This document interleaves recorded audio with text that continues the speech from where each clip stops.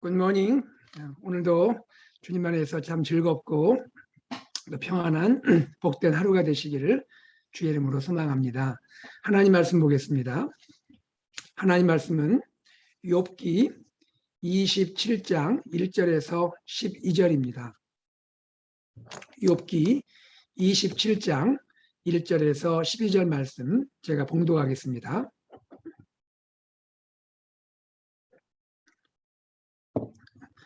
욥이 또 풍자하여 이르되 나의 정당함을 물리치신 하나님, 나의 영혼을 괴롭게 하신 전능자의 사심을 두고 맹세하노니 나의 호흡이 아직 내 속에 완전히 있고 하나님의 숨결이 아직도 내 코에 있느니라. 결코 내 입술이 불의를 말하지 아니하며 내 혀가 거짓을 말하지 아니하리라. 나는 결코 너희를 옳다하지 아니하겠고 내가 죽기 전에는 나의 온전함을 버리지 아니할 것이라. 내가 내 공의를 굳게 잡고 놓지 아니하리니 내 마음이 나의 생애를 비웃지 아니하리라. 나의 원수는 악인같이 되고 일어나 나를 치는 자는 불의한 자같이 되기를 원하노라. 불경건한 자가 이익을 얻었으나 하나님이 그의 영혼을 거두실 때에는 무슨 희망이 있으랴. 환난이 그에게 닥칠 때에 하나님이 어찌 그의 부르짖음을 들으시랴. 그가 어찌 전능자를 기뻐하겠느냐. 항상 하나님께 부르짖겠느냐. 하나님의 솜씨를 내가 너희에게 가르칠 것이요 전능자에게 있는 것을 내가 숨기지 아니하리라. 너희가 다 이것을 보았거늘 어찌하여 그토록 무익한 사람이 되었는고. 아멘. 예, 오늘 이 내용은 욥의 대답의 내용 또 계속해서 이어지는 그런 부분입니다. 오늘 이 본문 가운데 특징은 이런 것이죠. 욥이 자신의 무죄를 맹세로 증언하려 하고 있다는 것입니다. 자신의 무죄함을 하나님 앞에 맹세함으로 증언하고 또 보증하려고 하는 욥의 모습이 나오고 있는 것이죠. 이런 의미입니다. 비록 하나님이 자기의 정당함을 물리치시고 자신의 영혼을 괴롭게 하셨을지라도 그럼에도 하나님의 살아계심을 두고 맹세하는 욥, 바로 그 모습이 오늘 본문에 등장하는 욥의 모습이라 할 수 있습니다. 하나님이 나의 정당함을 알아주지 아니하시고 또 하나님께서 나의 영혼을 괴롭게 하셨을지라도 그럼에도 불구하고 나는 하나님의 살아계심을 두고 맹세하겠다라고 말하는 것입니다. 여러분 1절에 보시면 욥이 또 풍자하여 이르되라고 되어 있죠. 여기 풍자라는 말이 나오는데요. 이 말 히브리어의 마샬이라는 단어인데요. 이 말의 본래 뜻은 대화 혹은 비유 또 잠언 이런 여러 가지 해석이 가능한 단어인데 본문의 문맥으로 볼 때는 여기 풍자라는 말은 맹세하여 다짐하여라는 의미가 적절할 것 같이 생각이 되는 것입니다. 이처럼 욥은 하나님의 살아계심을 두고 맹세하고자 하는 것이죠. 또한 욥은 2절에 이어서 3절에서 이렇게 말합니다. 나의 호흡이 아직 내 속에 완전히 있고 하나님의 숨결이 아직도 내 코에 있느니라. 후반부에 이런 표현이 있죠. 하나님의 숨결이 아직도 내 코에 있느니라. 욥은 지금 거의 죽음과 같은 상황에 처해 있지 않습니까? 숨쉬기도 힘들고 고통스럽고 그 고난의 고통이 얼마나 힘든 그러한 상황이 있겠습니까? 그러나 욥은 이렇게 고백합니다. 단지 나의 숨결, 나의 호흡이 내 코에 있다 말하지 않고 여전히 하나님을 고백하고 있죠. 하나님의 숨결이 아직도 내 코에 있다. 내가 지금 아주 절박하고 위경한 상황에 있지만 그러나 나의 삶에는 하나님의 숨결이 내 코에 있다라고 하면서 나의 마지막 호흡조차도 하나님의 숨결임을 고백하고 있는 것이죠. 여러분 여기에서 우리는 무엇을 볼 수 있습니까? 욥이 하나님의 살아계심을 두고 맹세하려는 모습, 또한 마지막 자신의 이 고통스러운 상황에서도 하나님의 숨결이라고 고백하는 이 욥의 모습, 여기에서 우리는 무엇을 볼 수가 있습니까? 끝까지 하나님을 붙들고자 하는, 오직 하나님을 의지하려고 하는 욥의 모습을 볼 수 있죠. 욥의 표현만 보면 하나님을 향하여 불평하고 원망하는 모습이 나오고 있습니다만, 그러나 욥의 깊은 심중을 살펴보면 욥은 어떤 상황과 환경에서도 끝까지 하나님을 붙들고자 하는, 오직 하나님을 의지하고자 하는 욥의 모습이 나타나고 있는 것이죠. 여기에서 우리는 이런 생각을 할 수 있습니다. 욥은 그 중심 가운데 여전히 하나님 중심적인 신앙을 갖고 있다는 것이죠. 하나님 중심적인 신앙. 그리고 그 이면에는 하나님을 사랑하고 하나님을 향한 충성심, 하나님을 사랑하는 마음, 하나님을 향한 충성심이 묻어나고 있다라고 할 수가 있겠습니다. 바로 이것이 욥의 깊은 심중의 마음인 것이죠.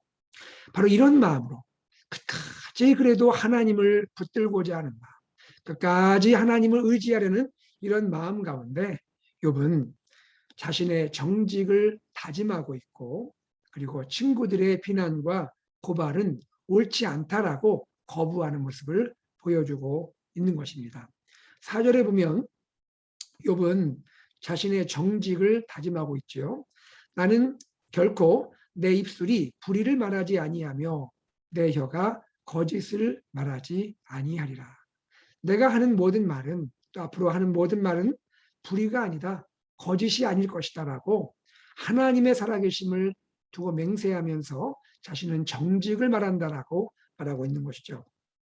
그리고 5절에는 나는 결코 너희를 옳다하지 아니하겠고 내가 죽기 전에는 나의 온전함을 버리지 아니할 것이다. 친구들의 비난과 고발을 인정하지 않으려는 모습, 즉 거부하려는 모습이 나오고, 나는 어떨지라도, 어떤 상황이 더욱 전개될지라도 지금까지의 나의 온전함을 결코 포기하지 않을 것이다 라고 말하고 있습니다. 자, 다시 한번 지금까지 내용을 한번 정리해 보면요, 욥은 자신이 거짓을 말하지 아니함, 즉 정직을 말한다는 것과 친구들의 말을 거부하고 지금까지의 온전함을 지킬 것이다 라고 말하면서 그 자신의 이 다짐과 이 결의를 말할 때 하나님의 살아계심을 두고 맹세하는 형식으로 이 모든 다짐과 결의를 보여주고 있다는 것입니다. 지금까지 이 내용이 1절에서 5절까지 내용으로 소개가 되고 있는 것입니다. 자, 그리고 나서 욥이 이렇게까지 자신이 말할 수 있는 그 근거를 6절에서 표현을 하고 있습니다.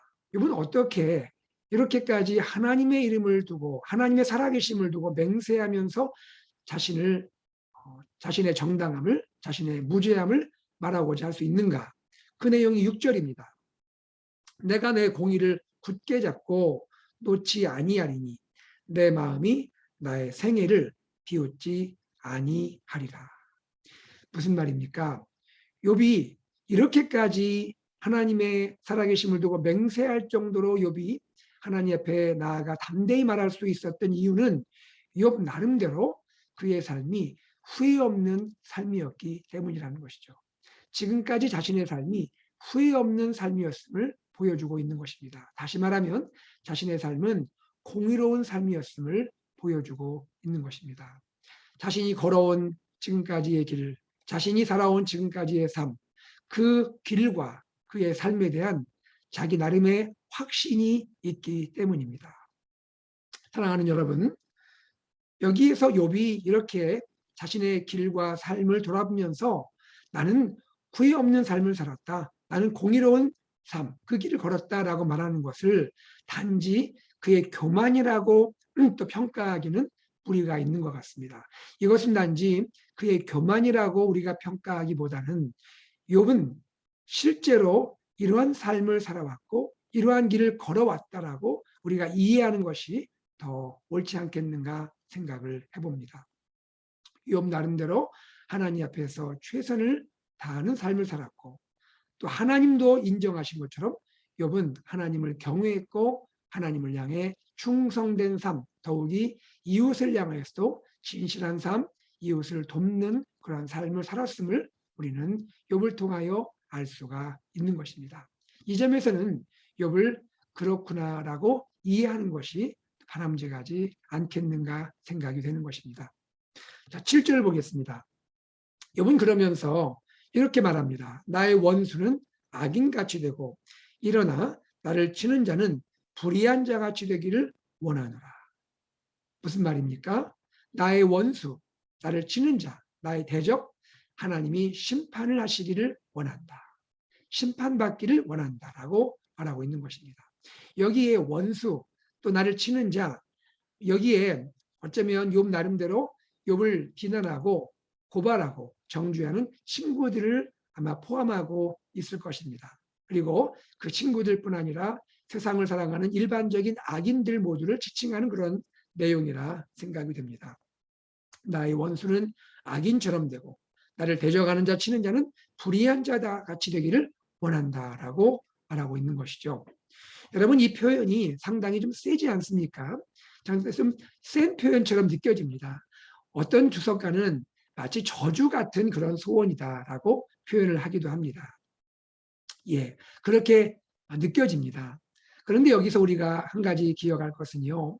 이것은 욥이 하나님 앞에 나아가 하나님을 향하여 자신의 마음을 토로하고 있는 장면이라는 것을 우리는 기억을 해야 하는 것입니다. 하나님이 원수를 갚아주기를 바라는 마음이 담겨 있는 것이죠. 자신이 직접 원수를 갚는다기보다도 하나님께서, 공의의 하나님께서 이러한 불의한 자들, 악인들, 또 나를 대항하는 원수들을 갚아주시기를 간절히 원하는 하나님 앞에 나아가 자신의 아픈 마음을 쏟아놓고 토로하는 그러한 마음이다 우리가 생각할 수가 있겠습니다.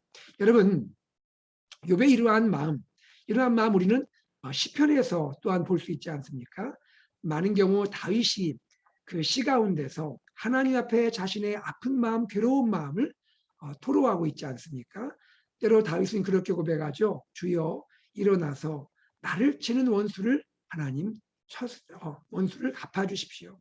일어나서 주님 원수를 치소서라는 고백을 하지 않습니까? 바로 이것이 다윗이 또 욥이 하나님께 나아가 나의 마음, 나의 아픈 마음을 쏟아놓고 있는, 토로하고 있는 그러한 상황임을 우리는 볼 수가 있는 것입니다. 여기에서 우리가 한 가지 또한 기억할 것은 이런 점을 볼 때에 욥은 성경의 구분에 있어서 욥은 시가서에 속하는 장르입니다. 욥은 성경을 구분할 때 욥은 시가서에 해당이 되죠. 욥기, 시편, 잠언, 전도서, 시가서입니다. 욥기는 율법에 해당하는 토라가 아닙니다. 사람의 행위를 직접 말하고 있는 그러한 토라에 해당하는 것이 아니라 자신의 마음을, 시인의 마음을, 고난당한 자의 마음을 하나님 앞에 쏟아놓는 그러한 문학 장르를 가진 시가서임을 우리는 기억을 해야 하는 것입니다.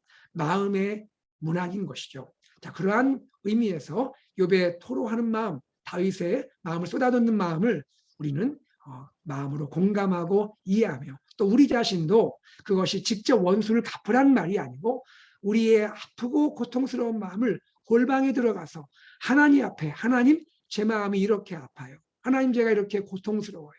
하나님 아니면 누가 아시겠어요? 하나님 제가 당한 이 부당한 현실, 이 아픔의 현실을 하나님 다 해결해 주세요. 하나님 이 악을 하나님이요 갚아주세요. 하나님만이 공의롭게 처리해 주실 수 있지 않습니까? 라는 그러한 마음의 토로로 이해하고 우리도 그러한 깊은 골방의 기도로 나아가 우리를 기다리시고 은밀한 가운데 우리 마음을 보시는 하나님 앞에 우리의 마음을 쏟아놓고 기도하시면 주님이 우리 마음 위로해 주시고 또 우리의 마음을 다 갚아주시고 공의로운 하나님께서 은혜 가운데 또 진실한 가운데 다 해결해 주실 줄 믿기를 간절히 소망합니다.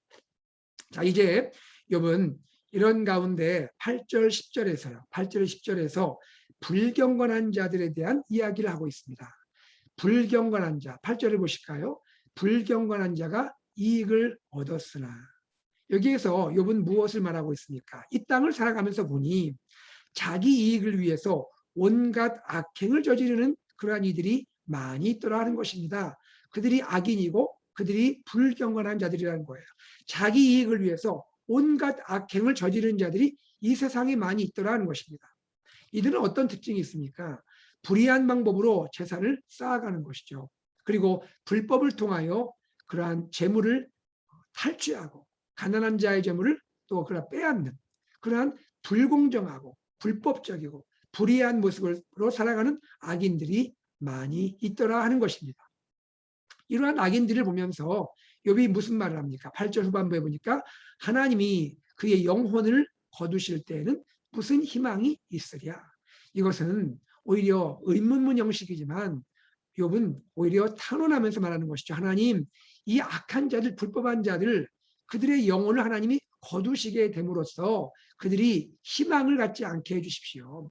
그들이 희망을 갖는 것은 하나님 오히려 공의하지 않지 않습니까? 하나님 그들에게 희망이 없게 되기를 원합니다. 라고 말하는 것이죠. 불법한 자, 불의한 자, 불경건한 자가 희망이 없기를 소망하고 있는 말인 것이죠. 여러분, 악인들의 특징, 그것이 9절과 10절에 소개가 되고 있네요. 환난이 그에게 닥칠 때, 환난이 악인들, 불법한 자에게 닥칠 때 하나님이 어찌 그의 부르짖음을 들으시랴. 이건 역시 욥은 그의 마음을 지금 다른 형식으로 표현하고 있는 거죠. 하나님, 악인들이 말이죠. 불법한 자들이 고난을 당하고 환난을 당할 때 그들이 하나님께 부르짖는다고 해서 하나님 들어주시면 안 됩니다. 하나님 그렇게 하시면 안 되지 않습니까? 라고 말하고 있는 거죠. 10절은 어떻습니까? 그가 어찌 전능자를 기뻐하겠느냐? 항상 하나님께 부르짖겠느냐? 악인은요, 악인 스스로 근본적으로 전능자를 기뻐하지 않는다는 거예요. 전능하신 하나님을 기뻐하는 삶을 살지 않는다는 거예요. 그런 마음이 없다는 거예요. 그가 하나님께 항상 부르짖겠는가? 악인들은 하나님께 부르짖지 않는다는 거예요. 자기 힘 의지하고 자기 또 능력 의지하고 자기 재물 의지하고 그렇게 살아간다는 거예요. 하나님을 찾지도 않고 하나님 부르짖지 않는다는 것입니다. 이것이 악인의 모습이라는 거예요. 욥이 지금 느끼기에 악인들은 그렇게 살아간다는 거예요.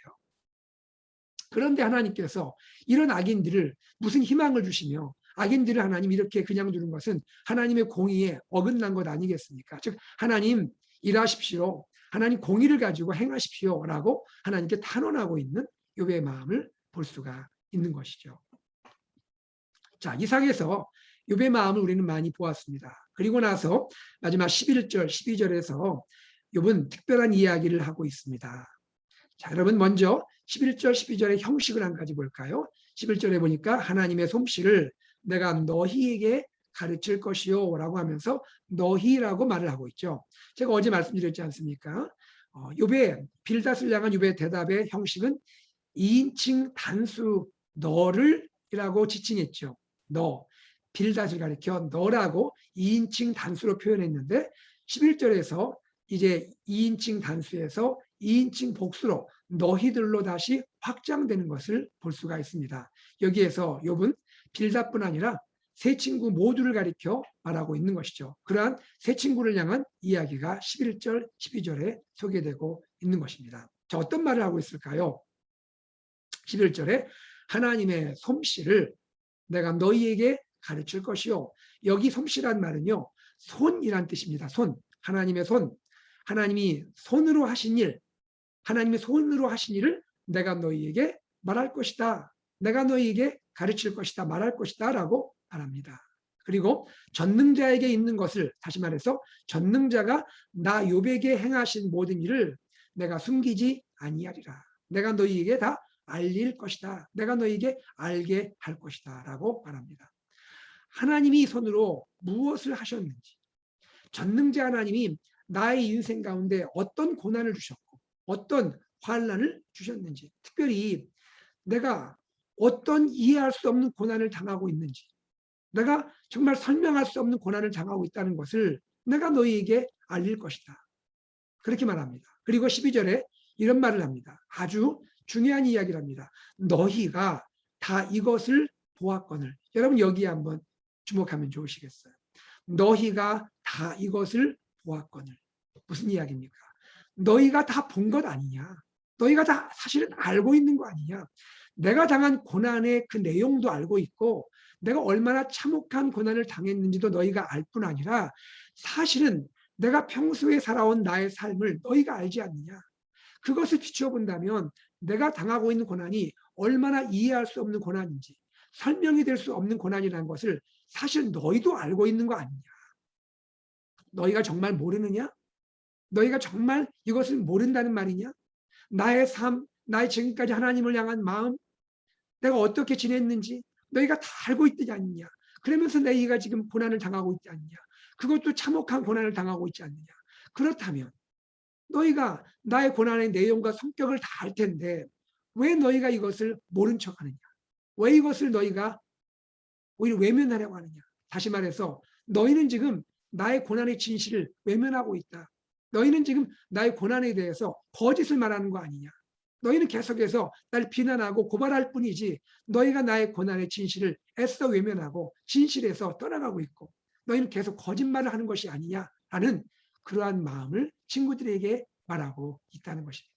알 텐데 너희도 사실은 마음으로 알 텐데 왜 애써 너희가 진실을 외면하고 거짓을 말하느냐.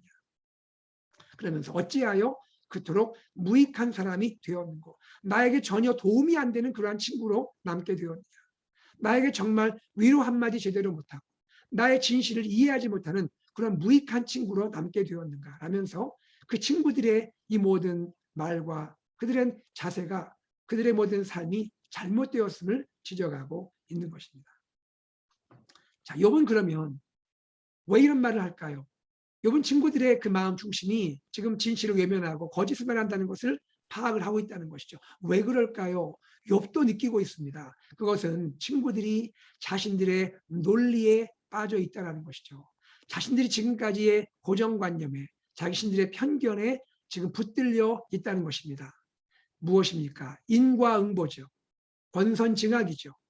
그러한 자신들의 이러한 편견과 고정관념과 자신들의 이러한 논리에 빠져 있고 함몰되어 있다 보니 그것을 깨트리지 못하고 거기서 헤어나오지 못하고 그것을 계속 주장하느라 그것을 정당화시키느라 욥의 진실을 애써 외면하고 거짓을 계속 말하면서 욥의 마음을 더욱 아프게 하고 있는 것이 아니냐라고 욥이 말하고 있는 것입니다. 바로 이것이 욥이 바라보는 친구들의 실상이고 모습이라는 것이죠. 여러분, 욥의 마음이 이해가 되십니까? 이것이 바로 욥이 느끼고 있는 그러한 마음 깊은 것입니다. 여러분, 오늘 우리가 욥의 이야기를 생각해 보았습니다. 여기에서 우리는 몇 가지를 한번 교훈적으로 한번 살펴보고자 합니다.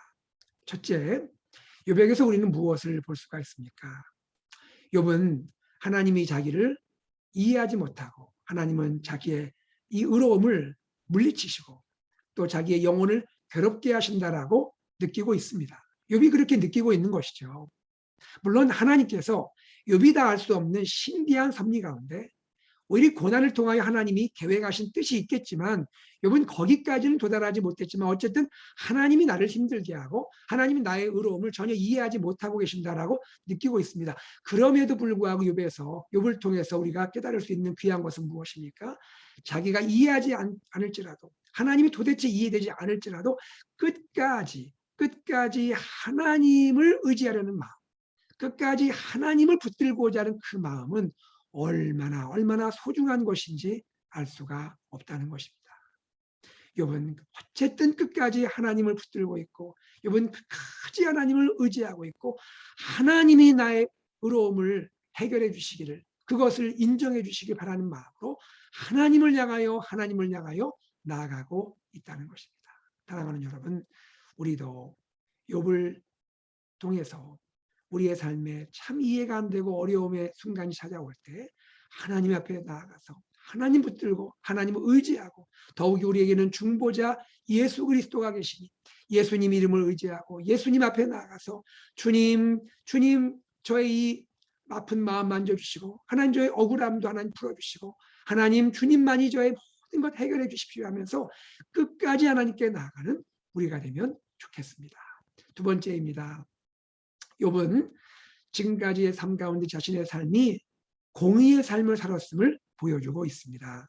예, 욥을 보면서 우리도 이 땅을 살아가면서 비록 하나님 앞에 완전할 수는 없겠지만, 그럴 수는 없을지라도 이 땅에서 하나님을 믿는 사람답게, 그리스도인답게 공의로운 삶을 살고자, 하나님이 원하시는 삶을 살고자 부단히 노력하고 애써야 한다는 것입니다. 빛과 소금으로 살고자 부단히 노력을 해야 한다는 것이죠. 셋째로, 악인은 결국 하나님의 심판을 당하게 된다는 그러한 마음을 우리는 잊어서는 안 된다는 것입니다. 악인이 잘 되는 것 같고 악인이 형통한 것 같지만 하나님은 악인을 반드시 심판하신다는 것을 우리는 잊지 않고 그 가운데 우리 마음의 위로가 되기를 원하는 것입니다.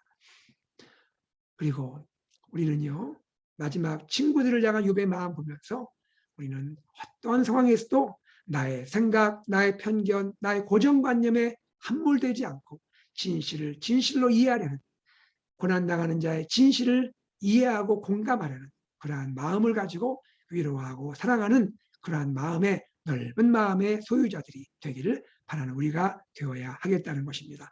이러한 은혜들이 오늘 사랑하는 성도님들 마음에, 또 저의 마음에, 우리 교회 안에 충만히 임하며 그러한 마음으로 그리스도 예수를 의지하고 믿음으로 승리하는 우리 한 분 한 분 성도님들 되시기를 주의 이름으로 축복합니다. 기도하겠습니다.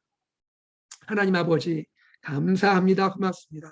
욥을 통하여 하나님 많은 것을 깨닫게 하시고 욥의 마음을 보게 하시고, 하나님 어떤 상황에서도, 힘들고 고통스러운 상황에서도 하나님을 붙들고 하나님만 의지하고 주 예수 그리스도를 의지하고 중보자 예수님을 의지하고 하나님께 나의 마음 쏟아놓고, 그리고 악인들은 반드시 하나님이 또 공의롭게 다스린다는 것을 깨닫고 우리가 하나님 그렇게 하나님께 나갈 수 있도록 도와주시옵소서. 하나님, 고난당하는 자의 진실을 우리가 이해하게 하시고 나의 하나님 고정관념, 편견, 나의 논리에 빠지지 않고 이해하고 위로하고 공감하며 그렇게 하나님의 마음을 나누고 하나님의 마음을 또 품고 우리가 함께 믿음으로 일어나 설 수 있도록, 진리의 말씀 가운데 설 수 있도록 서로가 서로를 격려하고 위로할 수 있는 우리 공동체, 우리 모든 지체가 되도록 축복하여 주시옵소서. 감사드리며 주 예수 그리스도 이름으로 기도드리옵나이다. 아멘. 함께 기도하겠습니다. 말씀을 기억하면서 기도할 때 하나님 정말 내가 하나님을 붙듭니다. 하나님을 의지합니다. 하나님, 나의 모든 삶의 상황 가운데 하나님이 말씀해 주시고 하나님이 위로해 주시고 하나님 나의 길이 되어 주시기를 원합니다. 하나님, 고난당한 분들을 위로하시고 사랑하시고 나의 작은 한마디 말이, 나의 한마디 또 위로가 하나님 정말 공감과 위로가 되게 하시고 하나님 진실로 볼 수 있는 그런 우리 모두가 되도록 축복해 주시고 사랑하여 주시옵소서. 기도하시 바랍니다. 우리 교회를 위해서 기도할 때 예수 산책 AKPC 말씀 공동체, 제자 공동체, 미셔널 공동체를 향하여 나아가게 하여 주시고 리더십과 섬기는 모든 분들에게 은혜 주시고, 또 이번 주 목장 모임 위에서 축복해 주시고 목자 목녀와 모든 교사분들에게 은혜를 주시옵소서. 기도하시 바랍니다. 우리 모든 부서와 회중을 위해서 기도하시고 특별히 우리 다음 세대를 위해서 간절히 기도해 주십시오. 우리 영유아부, 또 유치부, CM, 또 그리고 유스, 하나님께서 특별한 은혜를 더하시고 하나님 사랑하시고 유스 패스터 예비하신 분을 허락해 주시고 하나님 아버지, 우리 자녀와 다음 세대가 믿음으로 일어나고 승리하게 해주시기를 원합니다. 함께 기도해 주시기 바랍니다. 그 여러 가지 행사들이 있습니다. 특별히 어린이 부서 현장 예배가 하나님 은혜 가운데 잘 재개되도록 기도해 주시고요. 교회 또 토요 무릎 기도회를 위해서 기도해 주시고, 추수감사 예배, 이번 주에 추수감사 예배 드릴 때 우리의 마음과 또 생각과 뜻과 우리 삶의 모든 부분에 감사를 하나님께 올려드리며 감사가 풍성한 주일 되도록 역사하여 주시옵소서. 기도하시기 바랍니다. 세례 입교 유아 세례 주보를 참조하시기 바라고요. 또한 새가족 오리엔테이션 계속 진행 중에 있습니다. 새가족들이 한 가족으로 또 구원의 확신과 하나님 뜻 가운데 바로 서도록 기도해 주시기 바라고요. 또 결혼하게 된 귀한 가정이 하나님 은혜 가운데 복된 가정으로 설 수 있도록 축복해 주시기 바라고, 또 여러분 우리 슬픔을 당한 우리 귀한 가정들이 있습니다. 김하철 목사님 가정과 또 조중걸 집사님 모든 유가족들 위해서 기도해 주시고, 슬픔 당한 가정들의 하나님 위로와 평강이 함께하길 위해서 기도해 주시기 바라고, 또 교회 대통령 선거 사전 등록에 대해서는 주보를 참조하시고 기도하시기 바랍니다. 끝으로 우리 달북자 선교하시는 조종아 조혜선 선교사님 가정과 사역을 위해 기도해 주시고, 또 치유를 위한 기도, 사랑하는 모든 환우분들을 위하여 간절히 기도해 주시면 감사하겠습니다. 다 같이 합심하여 기도하고 일상으로 나아가겠습니다.